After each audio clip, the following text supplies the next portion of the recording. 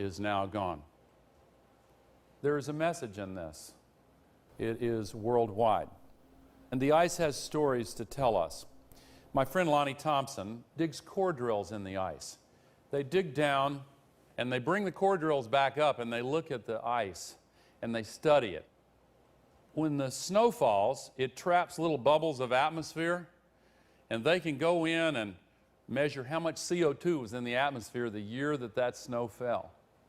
What's even more interesting, I think, is they can measure the different isotopes of oxygen and figure out a very precise thermometer and tell you what the temperature was the year that that bubble was trapped in the snow as it fell. When I was in Antarctica, I saw cores like this, and a guy looked at it. He said, right here is where the U.S. Congress passed the Clean Air Act. And I couldn't believe it, but you can see the difference with the naked eye. Just a couple of years after that law was passed, it's very clearly distinguishable.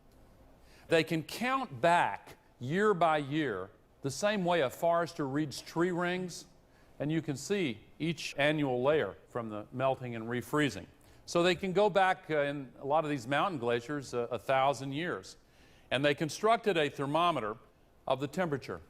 The blue is cold and the red is warm.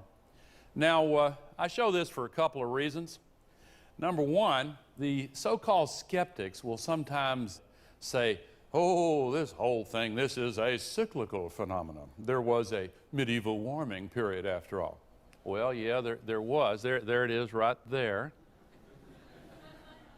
There are two others. But compared to what's going on now, there's just no comparison.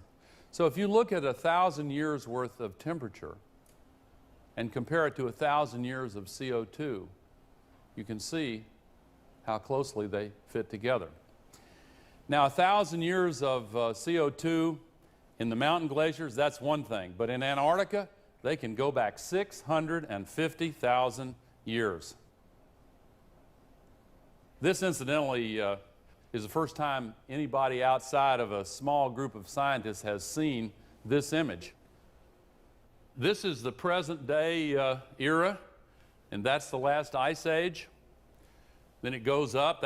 We're going back in time now, 650,000 years. That's the period of warming between the last two ice ages. That's the second and third ice age back, fourth, fifth, sixth, and seventh ice age back. Now, an important point. In all of this time, 650,000 years, the CO2 level has never gone above 300 parts per million. Now, as I said, they can also measure temperature. Here's what the temperature has been on our Earth. Now, one thing that kind of jumps out at you is, well, let me put it this way. If my classmate from the 6th grade that talked about Africa and South America were here, he would say, did they ever fit together? Most ridiculous thing I've ever heard. But they did, of course. And the relationship is actually very complicated, but there is one relationship that is far more powerful than all the others, and it is this. When there is more carbon dioxide, the temperature gets warmer because it traps more heat from the sun inside. In the parts of the United States that contain the modern cities of Cleveland, Detroit, New York, in the northern tier, this is the difference between a nice day and having a mile of ice over your head. Keep that in mind when you look at this fact. Carbon dioxide, having never gone above 300 parts per million, here is where CO2 is now. Way above where it's ever been as far back as this record will measure. Now, if you'll bear with me, I want to really emphasize this point. The crew here has tried to teach me how to use this contraption here, so if I don't kill myself, I'll...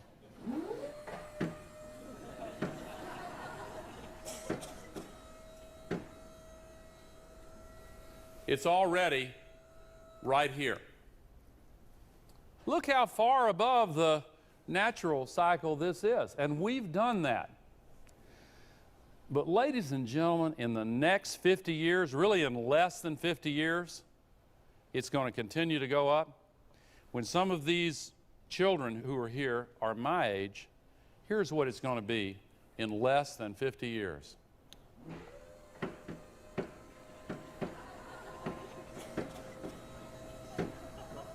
You've heard of off the charts.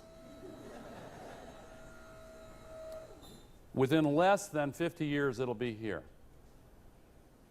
There's not a single fact or date or number that's been used to make this up that's in any controversy.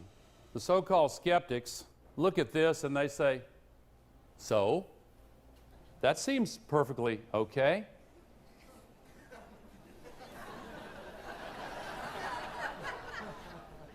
Well, again, if on the temperature side, if this much on the cold side is a mile of ice over our heads, what would that much on the warm side be? Ultimately, this is really not a political issue so much as a moral issue. If we allow that to happen, it is deeply unethical.